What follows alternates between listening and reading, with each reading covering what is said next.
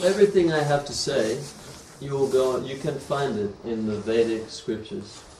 И все, о чем я буду говорить, вы можете найти в ведических писаниях. And those scriptures themselves are actually sounds. И в принципе все эти писания это и есть звук. So they're sutras, they're mantras. Сутры, мантры, это все своего рода звук. So the first Vedic mantra, sound vibration, and the first sound, Om. Everyone's heard this sound, Om. It's the first sound of the Rig Veda mantra. Первый звук, который описан в Ригведе, первая мантра, проявленная в этом мире, это звук Ом. Okay. Om Tad Vishnu Paramam Vadasa. Then it goes on. So then that's the Vedas. They're sound vibrations. То есть вот эти мантры, первая мантра Ом Тад Вишну, вот это вот, это первый звук, который был проявлен в этом мире, это все вибрации звуковые. And sound actually has some very special qualities about it. И звук, он обладает очень характерными, специфическими качествами. That's you can tell, like, for example, watch a movie and switch the sound off for a few moments, and then you'll see how much of the movie is actually being transmitted through sound. Например, чтобы понять, что такое звук, да, его значение. Когда мы смотрим кино, если мы выключим звук, то мы потеряем часть смысла вообще фильма. So basically, we as individuals, we're engaged in trying to work out. We as individuals, we're trying to understand more about ourselves, more about the world. What am I meant to do? We're trying to find the answer to all these things. И все мы личности, и всем нам интересно узнать что-то о себе, об окружающем мире. И мы предпринимаем какие-то попытки в этом направлении. And we're searching in many places to find the answers to these kinds of questions. И мы ищем в разных местах ответы на эти вопросы. And when we can't find it in one place, then again we move on to the next and the next. И когда мы где-то находим ответы, мы потом движемся дальше. And unfortunately, the world is full of misinformation. И, к сожалению, мир, он полон ложных представлений. In previous times, in other ages, spiritual life was clearly explained. В предыдущие эпохи, в прошлые эпохи, в древние времена, духовное знание, оно было очень ясно объяснено. But we're living in a particular time where the spiritual pursuit is the least favored.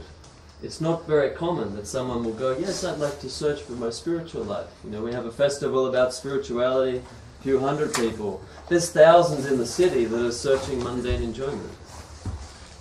Но сейчас поиск духовности, он не так популярен. Здесь проходит фестиваль, где сотни людей, но рядом город, где живут тысячи людей, и им это абсолютно неинтересно. So, many people are speculating about what is the right spiritual path and all these kinds of things.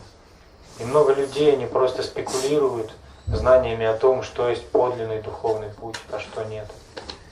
So, this is where the ancient scriptures of India, the Vedas, they come to the table and say, well, this is what we have to offer as far as what's going on. И в таком случае мы можем обратиться к ведическому знанию, потому что веды, эти древние манускрипты, им есть что предложить нам. And this is the fruits of many advanced souls meditating and working on this problem for many lives. И все знание вед — это своего рода плод медитации, духовной практики многих мудрецов, святых, которые посвятили этому много жизни. This is not a question of oh, I went to India for 10 years and I did some practice and now I can do these different skills and come to my master class. This is not what we're talking about. Мы говорим не о том, что, допустим, человек съездил там в Индию, пожил там несколько лет, повстречал пару учителей, понабрался у них того, всего, потом приезжает сюда и говорит, вот смотрите, я могу проводить мастер-классы, я был там, я учился у этого, у этого. These sages have cultivated deep insight into reality, and that is recorded there. Знание вед, оно погружает нас глубоко в подлинную духовную реальность. So, we need to begin a spiritual search in a real, practical way, actually. И поэтому желательно начать настоящий поиск подлинного духовного пути. And the first part of that is to understand that we see spiritually, in a spiritual sense, we see through our ears, not through our eyes. И в этом смысле надо понять, что духовность проникает в нас прежде всего через звук, но не через глаза. Не через то, что мы можем увидеть, но то, что мы слышим. There's much more value coming through our ears than what we see in front of us when it comes to spiritual life. Больший объем информации проникает в нас через уши, но не через то, что мы видим, не через глаза. And I'm going to systematically explain why that's the case. И я сейчас попытаюсь объяснить этот момент. So, unfortunately, we all go to school and we all learn about Darwin and this theory of evolution. К несчастью, мы все были в школе, где нас всех учили эволюции Дарвина. And it's a very interesting theory because, if you meet someone on the street and start saying, oh, Darwin said like this, but really, that's not so important, or that's not really such a good way of seeing things. And they'll say, oh, no, I'm not really living my life according to that. But if you assess every decision they make, it's according to that conception. И странная вещь получается, если мы кого-то встретим на улице и скажем ему, что то, что говорится в теории Дарвина, это немного не имеет отношения к подлинной реальности. Кто-то человек скажет, нет, меня теория Дарвина вообще не интересует, но на самом деле в своей жизни он живет именно так, как говорит эта теория, и опирается на нее. So we have one Vedic scripture. И у нас есть священные писания Веды. And it was written by Lord Brahma. И они были записаны Господом Брамой. And this person, Lord Brahma, he made this whole universe. И Брахма — это творец Вселенной, это та личность, которая сотворила всю эту Вселенную. He created the whole world we live in. Он создал весь мир, в котором мы живем. And he has many things to say that are very interesting for us who are trying to live inside this universe. И в принципе у него есть много, что он может рассказать нам о том месте, где мы живем, потому что он создал его. So, in the beginning of creation, Lord Brahma, he finds himself sitting on the end of a lotus. There's a lotus, it's all darkness, and he's sitting there on a lotus. И история начинается с того, что в самом начале Господь Брахма, он обнаружил себя, то, что он сидит в центре цветка лотоса. And he's wondering, where did I come from? What am I doing on this lotus? And why is it dark? И он начал размышлять о том, откуда я пришел, почему я сижу в этом цветке лотоса, и вокруг такая тьма, и ничего нету. And then a sound enters his ears. The word tapas. И когда он начал об этом размышлять, он услышал звук. Это было слово тапа. Which means, by practicing some spiritual austerity, you will realize why you're sitting there. И это означало, что если ты будешь совершать некие аскезы, какие-то духовные, такие аскетичные практики, то ты поймешь, почему ты здесь находишься. And so Lord Brahma, he sits there and does his austerity, and then he realizes why he's sitting there, and then he begins his job of building this universe. И тогда Брахма начал совершать аскезы, и в процессе этого к нему пришло понимание на те вопросы, о которых он размышлял. И он тогда начал творить Вселенную. And what does he do? He builds it with sound vibration. И как он это делал? Он делал это с помощью звуковых вибраций. So the creator of the whole material universe sits there, and now he starts chanting mantras, sound vibrations, and from those sounds manifest all of the galaxies within the universe. И что делал Творец Вселенной? Он просто сидел и произносил некие мантры, звуковые вибрации, и с помощью них проявлялись целые Вселенные. So we can say that our scientists have called this galaxy the Milky Way galaxy. We've heard this. So it's one sound vibration that's come from the mouth of Lord Brahma. И то, что ученые говорят, что наша планета, что мы живем в галактике, во Вселенной Млечного Пути, да, Млечный Путь есть, то, что мы как бы относимся к этой Вселенной, мы можем сказать, что это одна из мантр, произнесенных Господом Брамой. And there are many, many, many, many galaxies in this universe. Но во Вселенной существует бесконечное количество And as these galaxies планет. and these galaxies come out, they're riding these sound waves, this sound vibration of the universal creator.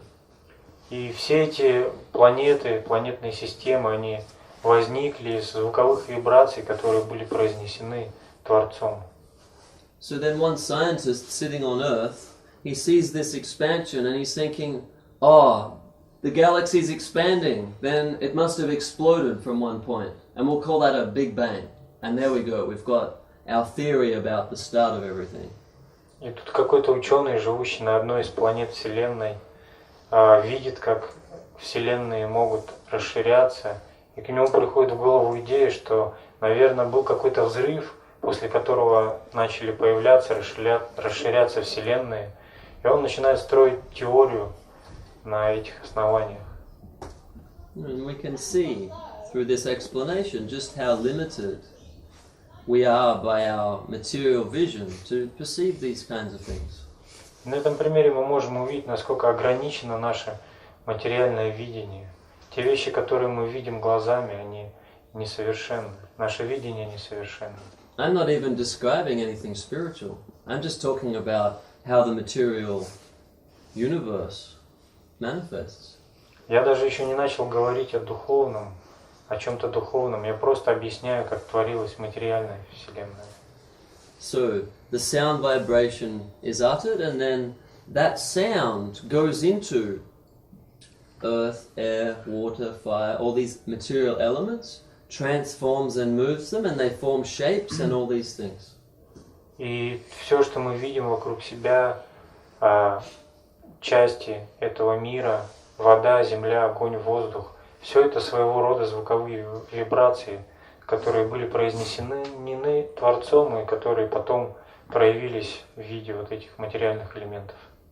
Esoteric scientists are just now starting to measure that there is a sound vibration coming out of the center of the galaxy affecting our solar system, and that vibration is shifting things. Changing. It's creating a change in our solar system. They're just starting to pick this up on their measuring system. Не очень узкий круг ученых сейчас только начинает выдвигать предположение, что некогда из центра Вселенной изошел некий звук, звуковые вибрации, и пока он шел через это большое расстояние во Вселенную, он претерпел какие-то изменения и мог во что-то как бы превратиться. So, really the underlying point of everything I'm saying is that sound is the most subtle energy and vibration in the material world. Sound. It's the most subtle vibration. Subtle means, gross and subtle. fine and gross. So it's the finest vibration in this world. И таким образом звук — это самая тончайшая вещь, которую мы можем найти в этом мире. And the way the system works is from a fine concept. In the mind we have an idea, something fine, and then we plan and plot, and then eventually we get the physical manifestation. First the concept and the finer side, and then it comes to the gross. This is the progress. Таким образом, как совершается прогресс, эволюция? Сначала у нас есть в сознании какая-то идея, и потом эта идея как-то в процессе может вылиться в нечто конкретное.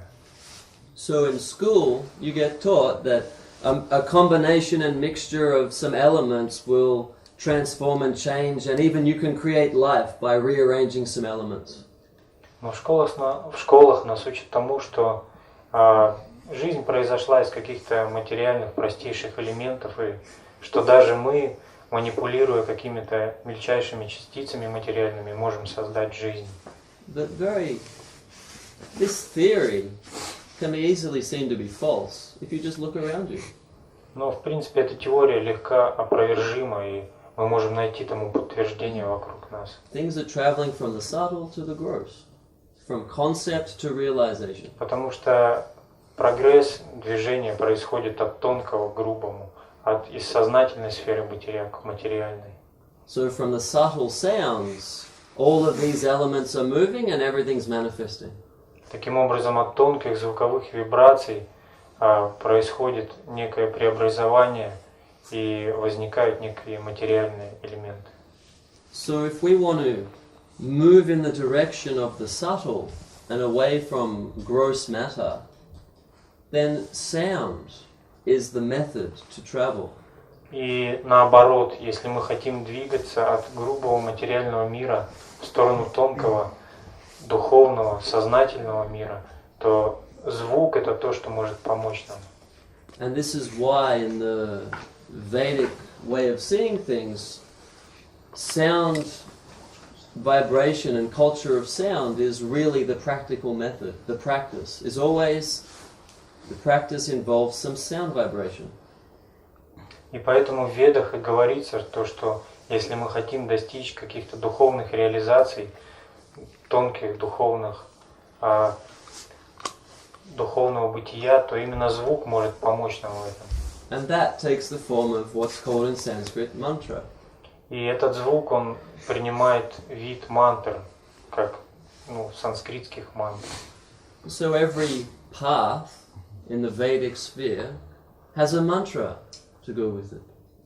И любой путь или учение в ведической культуре, оно имеет свои мантры. Every destination that exists has a mantra to go with it. Каждое направление, куда бы мы ни хотели достичь, попасть, имеет особые мантры. If you want to approach to Lord Shiva and his abode, Om Namah Shivaya, there's a mantra that will take you there.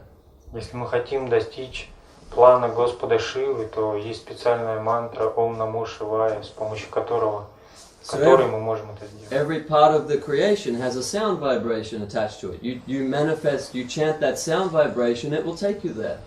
И каждая часть Вселенной, каждый уровень бытия, он имеет свои определенные мантры, повторяя которые мы можем достичь этого уровня. Because the whole system is built upon sound. Это потому, что вся система, весь мир, он построен тоже с помощью звука. So,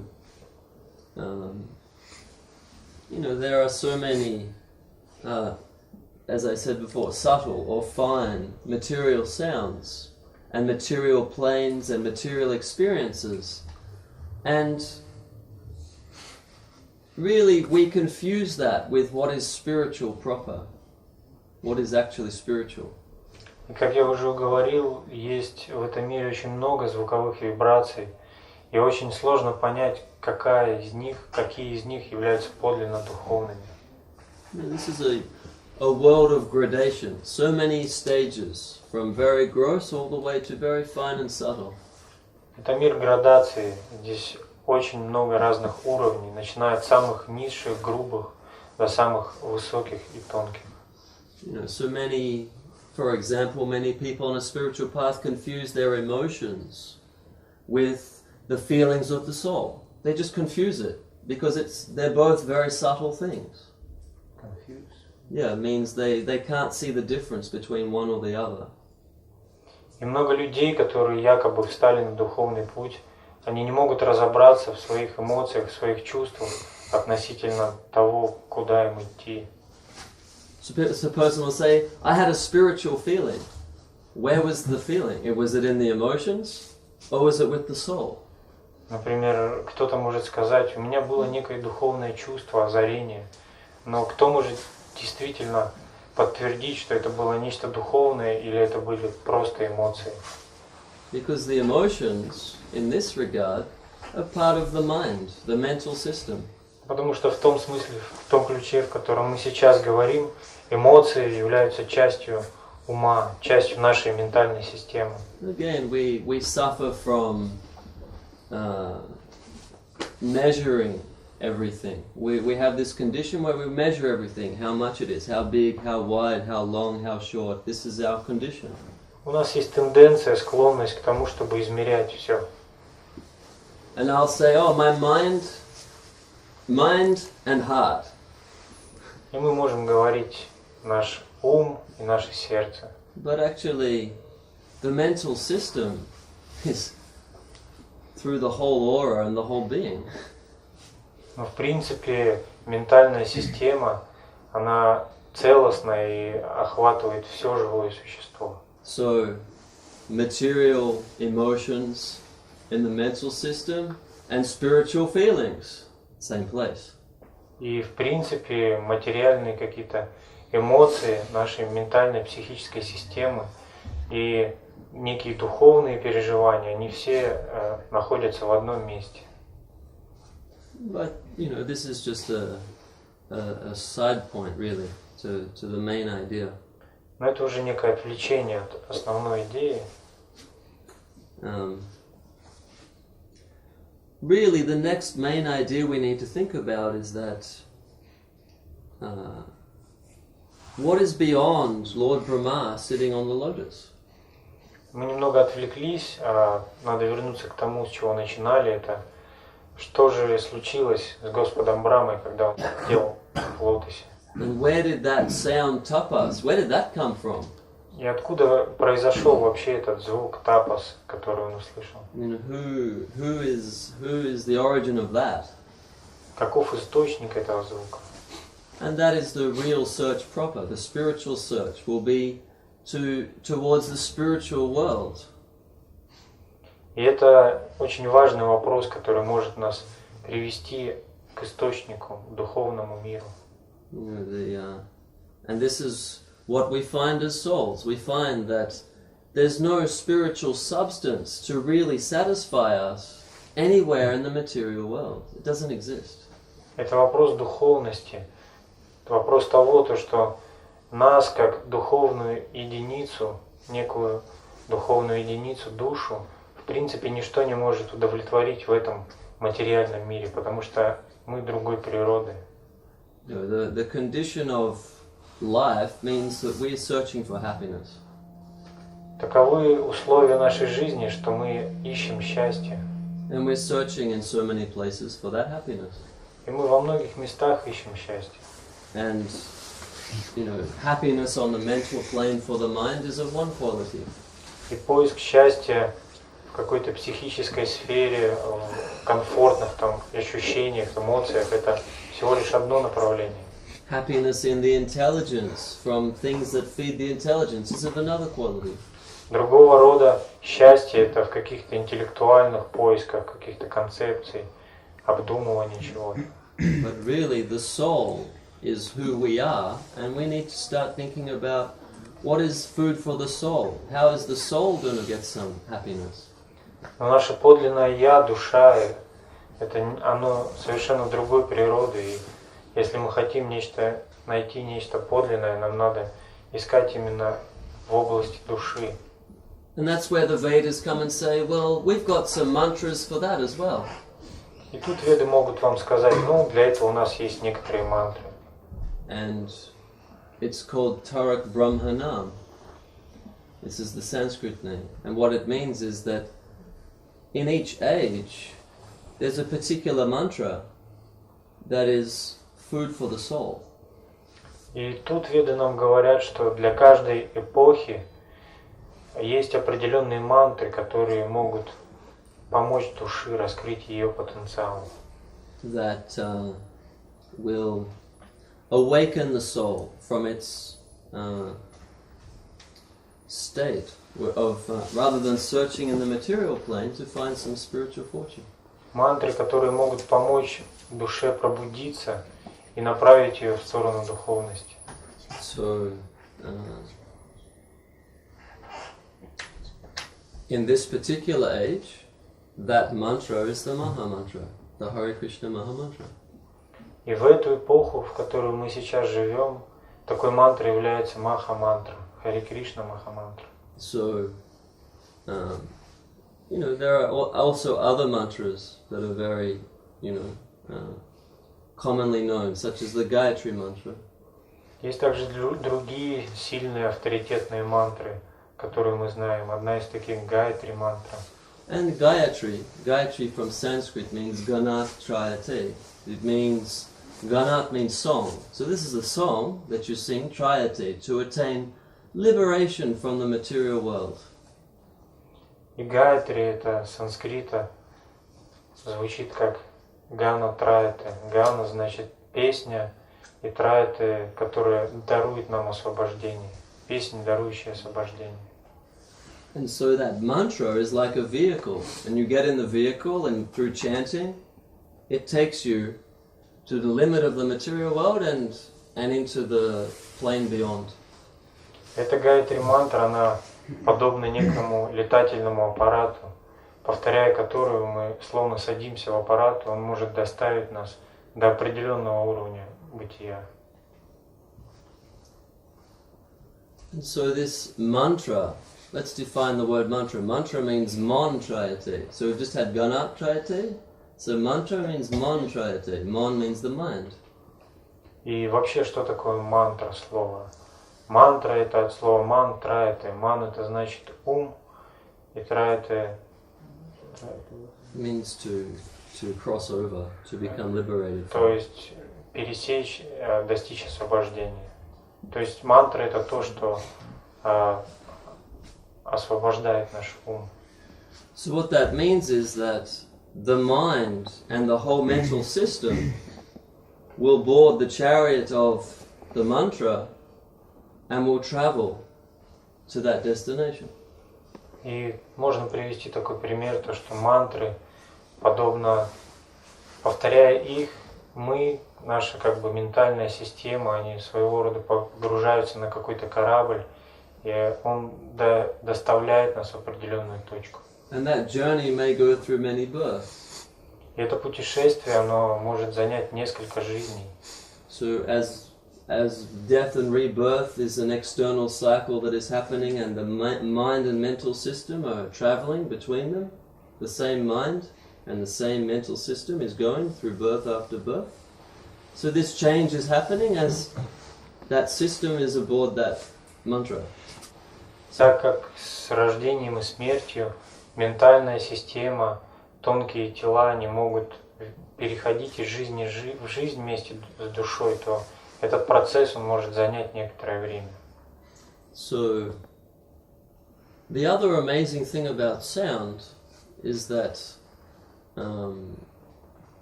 while it's the most subtle vibration of the material energy, it's the grossest, in one sense, you can think of it like this, of the spiritual world. So sound is the finest of the material. It's the most gross compared to all the spiritual ones. И звук, он в этом мире хоть является самым тончайшим элементом, но в духовном мире он является самым грубым элементом. So in the Vedic scriptures it says that the material world is like an upside down tree. И в Писании говорится, что материальный мир он подобен перевернутому дереву.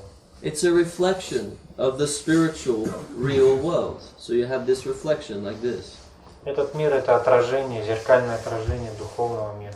And the reflection isn't like a reflection in the water. It's the reflection in the water of the tree. And that is how the material world is described. Это подобно отражению дерева в воде. Мы можем видеть дерево, и тут же в воде его отражение зеркальное. И этот мир, он подобен этому. And when you look at a reflection and the original, you'll see that those things at the top of the tree are at the bottom of the reflection. И если мы посмотрим на зеркальное отражение чего-либо, то мы можем понять, что вещи, которые в оригинале находятся вверху, в отражении они в самом низу. And so we climb higher and higher and higher in the material universe to this very subtle plane of sound at the finest level of the material world. И таким образом, как бы продвигаясь потихоньку вверх по отражению, мы с помощью звука мы можем достичь как бы корней, источника. And what we find is that because it's a reflection of the spiritual, sound is both at the edge of one world and it's also at the edge of the other world. И таким образом мы можем понять то, что звук на границе двух миров, он примерно занимает одно и то же положение, потому что отражения в этом месте, они как бы, тождественны. Sound is the gateway from the material into the spiritual. Звук — это своего рода врата, которые могут привести нас из материального мира в духовный. So the soul is in this world trying to travel through the material world and go back to that spiritual world, or go into that spiritual world where spiritual happiness is found. И таким образом звук, он может нас провести через материальный мир в духовный мир. And that soul is aboard the mantra, chanting the mantra and traveling. Then it gets to that point where sound is that first wave of the spiritual experience. It's at the lower end of the material, the higher end of the material and lower end of the spiritual. И таким образом, повторяя определенные мантры, мы можем попасть на уровень бытия, где звук — это самое начало духовного мира, самое начало духовного плана бытия, где звук, он является самым грубым, самой грубой субстанцией. And then that sound develops into so many other things. Но там дальше этот звук, он начинает развиваться в разного рода вещи. And that's also described in the scriptures as Nam Gurun Rup Lila. И это развитие, как бы, своего рода превращение звука, оно также описано в Писаниях, и это называется Нам, Руп, Гуна и Лила. And what that means is that the spiritual sound reveals as a spiritual form, a personality. Это означает то, что этот духовный звук, он начинает обретать некие духовные формы. And then, so rupa means form, then guna means qualities. That form will then start to show qualities. То есть рупа — это значит формы, затем гуна — это определенные качества. То есть сначала у этого звука появляется некая форма, затем эти формы обретают определенные качества. So just as in this world, each individual person has a form, and that form has qualities, brown hair, blue eyes, different qualities. So the same in the divine. Это подобно как в этом мире у нас у всех есть некая форма, тело, определенные качества, там темные волосы, светлые волосы. Подобное же и в духовном мире. Because this world reflects from that world. Потому что этот мир — это отражение духовного мира. And then the final development is called lila, or pastimes. И конечная стадия развития звука в духовном мире — это лила, игры, некие божественные игры. Just as we see in this world, why have a body and all these qualities and things if I can't go and play with people and interact and do stuff and spend some time enjoying life? Это подобно тому, как в этом мире. Зачем мне нужно это тело с его определенными способностями, качествами, если я не могу пойти поиграть с людьми, какие-то отношения начать? So the very same things are going on and the spiritual level, the spiritual world. И подобного рода вещи, они также имеют место в духовном мире. And the only difference is that here the happiness derived is temporary and of a not so good quality compared to the happiness there which is permanent and very, very sweet for the soul. Единственная разница в том, что здесь счастье, которого мы можем достичь, оно очень сложно достижимо, оно временно и не настолько подлинно и глубоко. Но в духовном мире, если мы достигнем этого, то это счастье будет вечно и очень-очень сладостно для души. And if the soul has the courage, it will proceed to the very highest part of the spiritual world. Courage means determination and the will and the ability to cross all of the obstacles in between. И в принципе, если у души есть некая воля, желание, то она может достичь в духовном мире подлинного счастья. And there, they will find Radha and Krishna. И высшая сфера бытия, которую мы можем там найти, это Радха и Кришна. And this is also Lord Brahma's opinion, the creator of the universe, where we started from his explanations. This is his explanation. И в принципе об этом же говорит Господь Брахма, о том, что Рада и Кришна это высшая сфера проявления духовного мира. And what we find is that Krishna, he is a form of the Lord whose instrument is a flute. И в принципе Кришна это такая форма Господа, у которого есть характерный инструмент, это флейта. So, Shiva's holding a trident, and Vishnu's holding a club, and disc, and lotus, and so many things are being held by so many forms of God. У Шивы, например, это трезубец, у Вишны это раковина, еще что-то там, и диск, да. То есть у каждого воплощения есть определенные характерные ему инструменты. But what we hear from the Vedic scriptures and from Lord Brahma is that sound is the origin of all these of this whole creation, and this original Lord, Swayam Bhagavan, is Krishna, and he's holding an instrument to make sound. И так как говорится в Писаниях, что звук это изначально некая вибрация духовная, и таким образом у изначальной формы Господа Кришны есть инструмент, который производит этот звук, это флейта. So he has this flute to his mouth, and he's playing this flute song. This sound is coming out of his flute. И Кришна, он может играть на этой флейте, производить звуки с помощью нее, и звук из этой флейты он исходит. And what we hear is that flute song, that is the origin of Om, of Gayatri, of all these spiritual sounds. They all have their origin, originally, in the flute song of Krishna. И звук флейты Кришны, он является источником мантры Гайатри, звука Ом и всех других мантр. Первоначальным звуком это был именно звук флейты Кришны. So he is, we can understand that the Lord's will is, the whole reality is running by the Lord's will. В принципе, говорится, что все творение, вся реальность, она существует по воле Господа. That will is expressed through sound, through his flute.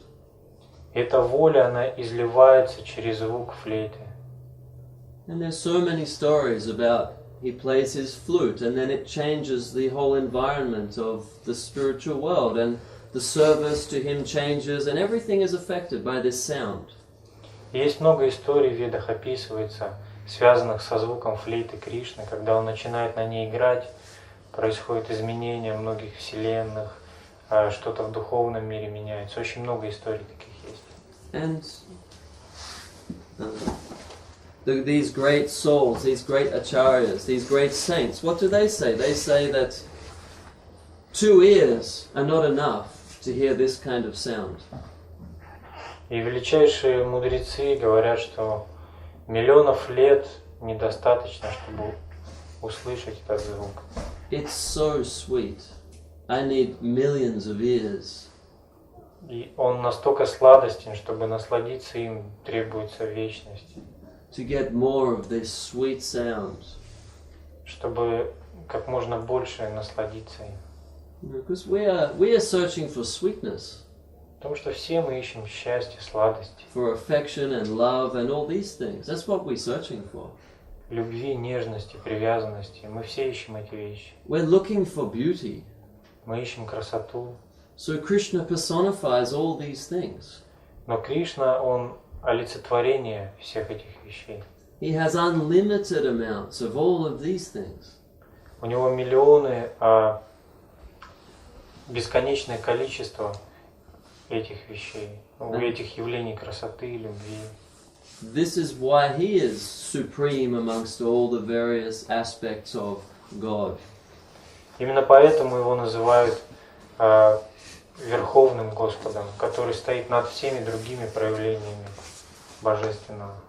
And the wonderful thing about this mantra, Hare Krishna mantra, is that sound is actually Krishna himself. И что примечательного в Харе Кришна Махамантре, то что эта мантра, она сама является Кришной. То есть Кришна, он являет самого себя в этой мантре. And how do we know this? Because again, it's in the Puranas, the Vedic scriptures, in the Vedas. И откуда мы это знаем? Опять-таки потому же, что это описано в Пуранах, в ведических писаниях. Nama Chintamani Krishna Chaitanya Rasa Vigraha Purna Shuddho Nitya Mukto Vinatnam Nama Namino. It's there in the scripture. The Lord and the sound of Him, His name, are identical. Exactly the same. Вот в этой шлоке, которую сейчас процитировали, там говорится, что Господь и Его имя, они не отличны друг от друга. So, what we are practicing here is we are cultivating sound vibration in order to move towards divinity.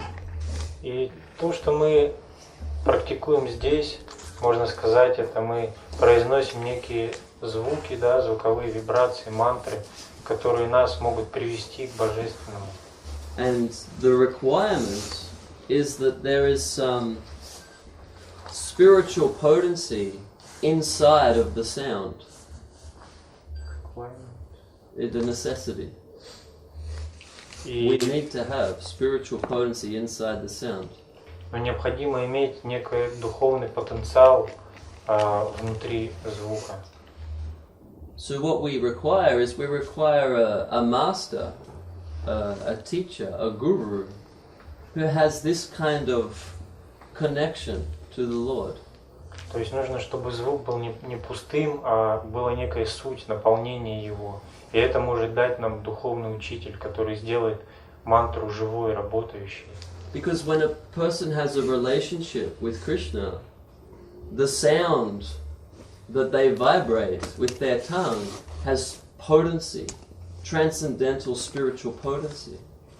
Потому что когда человек он произносит мантру Харе Кришна, то его звук он обладает определенным духовным потенциалом. And that potency is coming down into this world from the spiritual world. И этот потенциал, эта духовная составляющая, она не сходит в этот мир из духовного мира. So,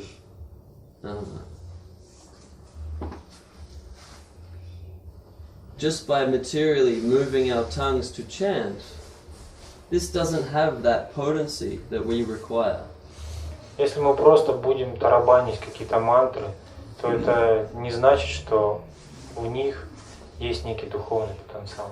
We need to get the connection of someone who has that blessings, that potency, and through their connection, that potency will come to our tongue, and our vibrating our tongue will have substance.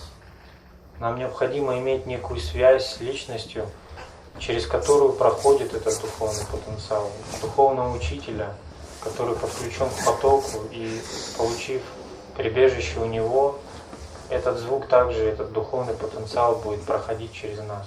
And we will taste the sweetness. И тогда мы сможем почувствовать сладость этого. Because of the presence of that potency. Только потому, что у нас есть учитель. So, the Tarak Brahmanam, the mantra for this age is Hare Krishna, Krishna Krishna, Hare Hare, Hare Rama, Rama Rama, Hare Hare. It's in the Puranas. That's the Tarak Brahmanam for Kali Yuga. И мантра для этой эпохи, для достижения духовного совершенства в эту эпоху, это Харе Кришна Махамантра, это описано в Пуранах. This is not some, oh, I'm going to make up a religion and I'm going to go out to the world and here's my idea of reality. We're not talking about this.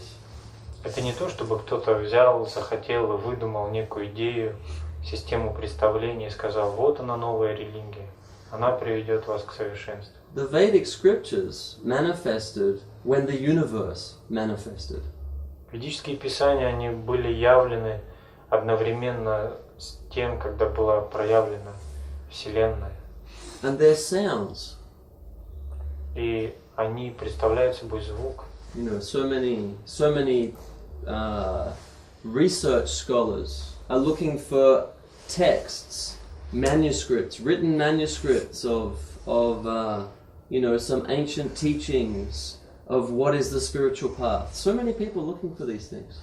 Много людей, много ученых занимаются поиском каких-то манускриптов, писаний, где написано о том, какие есть духовные пути, что они значат.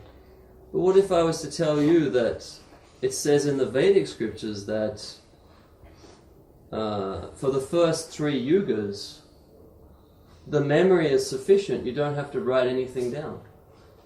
Но в Ведах говорится, что в первые 3 эпохи не было вообще необходимости в записях, потому что люди могли помнить, запоминать все, что слышали только один раз. And spiritual truth is handed down by sound vibration into the ear, and then the next person speaks it, and then it goes to the ear of that next person. И духовная истина, она передавалась с помощью звука. Кто-то, когда-либо услышав ее раз, мог потом передавать ее, то есть запоминал с первого раза. Where are your manuscripts? И тогда не было манускриптов. They don't exist. Просто не существовало. Sound vibration is the way this is traveled, and only in this Kali Yuga we have to start writing everything down because the memory has become so faulty. И только в эту эпоху, в Кали-югу, возникла необходимость записи всех этих священных писаний, потому что человечество деградирует, и у нас уже не такая память и духовные способности. That's why the Vedas are called Shruti. That's the Sanskrit name for the Vedas, Shruti. Иногда Веды еще называют словом шрути. That which is heard. Или это то, что услышано. Listened to once and remembered forever. Услышав однажды, ты запомнишь это навечно. So this is the normal system. И такова была, в принципе, обычная нормальная система. It's just we live in a time and a circumstance where this doesn't work anymore. Но просто мы сейчас живем в такое время и обстоятельствах, когда эта система не работает. So there's some adjustments. There's some changes to how we do all of this. Поэтому произошли какие-то изменения. И... But it happens every Kali Yuga. Но это случается в каждую Кали-югу. Time is not a line. Oh, go back 5,000, 10,000, 20,000. This is very limited idea of time. Время, оно не является линейным, это не некая там линия, это примитивное представление о времени. Again, what do the Vedas say? The Vedas say, okay, let's consider time from a perspective of the universe, universal time. Let's think about universal time for a minute. Ну, в Ведах говорится, что если мы подумаем о времени Вселенной, допустим, будем говорить о времени в рамках Вселенной, о вселенском времени. So Lord Brahma, the creator of this universe, lives for 100 years. Допустим, Лорд Брахма, творец этой Вселенной, он живет 1000 лет. And every day of his life, we have 1,000 cycles of the 4 ages. И один день жизни Господа Брахмы – это 1000 кругов, которые происходят, 1000 периодов существования Вселенной, одной Вселенной. Это составляет один день Господа Брахмы, нашей Вселенной. So, this one age of Kali Yuga, 400 or so 1,000 years, the one before it double, and then the one before double again, and before that double again, so we get about 8. It's astronomical, really. It's millions and millions. It's millions of years in one cycle of the 4 yugas. Millions of years. Один круг юг вот этих эпох, одного цикла существования Вселенной, он длится 4 эпохи. Вот наша эпоха Кали-юга, она примерно 400 тысяч лет. Предыдущая эпоха в 2 раза больше, предыдущая еще в 2 раза больше. И первая эпоха, она еще в 2 раза больше. Реально это занимает миллионы, миллиарды лет. Times that by 1,000 for these 1,000 cycles. А теперь представьте вот этот круг, цикл одной эпохи в 1000 раз. And you got one day of Lord Brahma. И вы получите всего лишь один день Господа Брахмы. He lives for 100 years. А он живет миллионы лет. This is universal time. It's so much bigger than we can even begin to imagine. И таково вселенское время, которое даже невообразимо, мы даже не можем представить себе это. And all this time and more, we are birth and death, birth and death, birth and death, birth and death, over and over. И все это время, и даже больше, чем все это время, мы постоянно рождаемся, умираем, постоянно. So, the main thing is that we need to see that time is a circle, not a line. Поэтому лучше и более правильно воспринимать время не как линию, но как некий круг, цикличность. Just as we have the seasons. The yugas are like the seasons. Summer, autumn, winter, spring, back to summer. Это подобно сезонам времени года. А вот эти эпохи, юги, они подобны весне, лету, осени, зиме. So each season has its qualities. Каждый сезон, каждое время года имеет определенные характерные черты, качества. And in the winter season I need more clothes and I need to sit next to the heater. Зимой холодно, нам надо больше теплой одежды или сидеть поближе к обогревателю. Maybe even in autumn I have to do this. Иногда и летом так надо делать. Осень.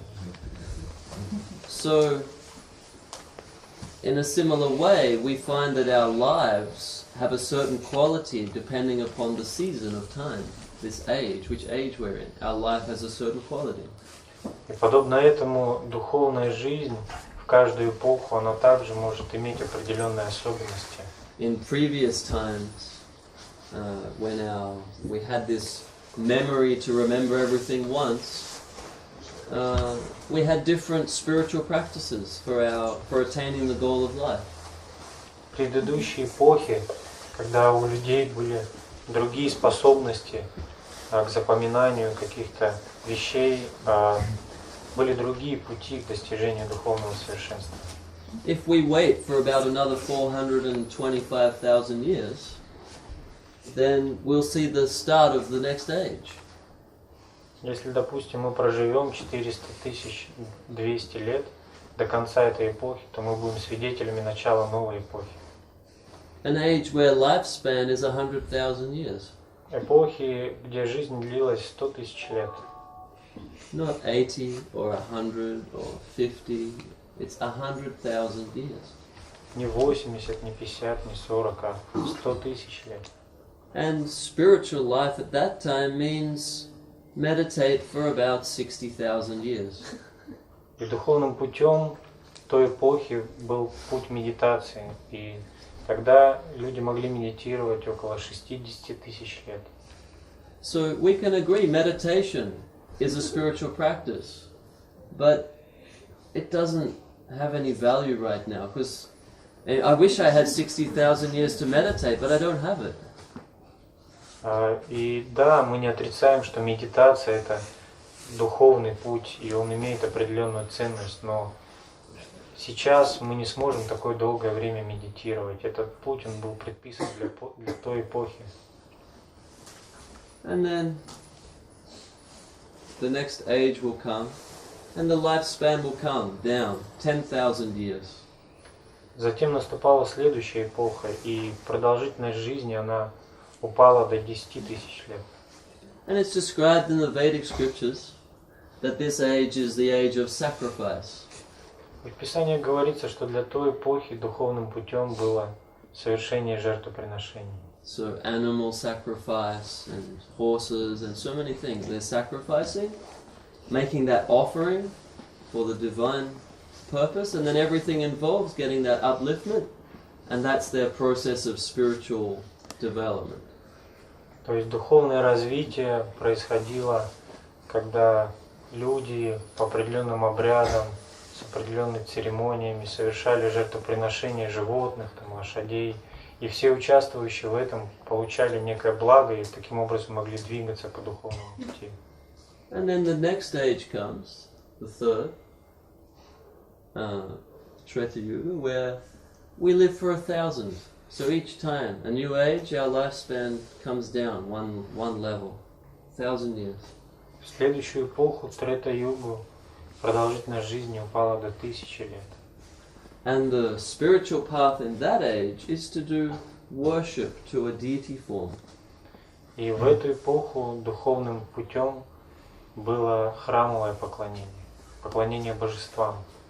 So because that was the process of the last age, we see remnants, we see leftovers of that process still today in this world. We see that in different places. И так как Трета-юга это была предыдущей эпохой до той эпохи, в которой живем мы сейчас, то некоторые ее, так сказать, последствия, эхо, мы видим еще сейчас, что в Индии, в ведической культуре очень развито храмовое поклонение божествам. Это еще присутствует.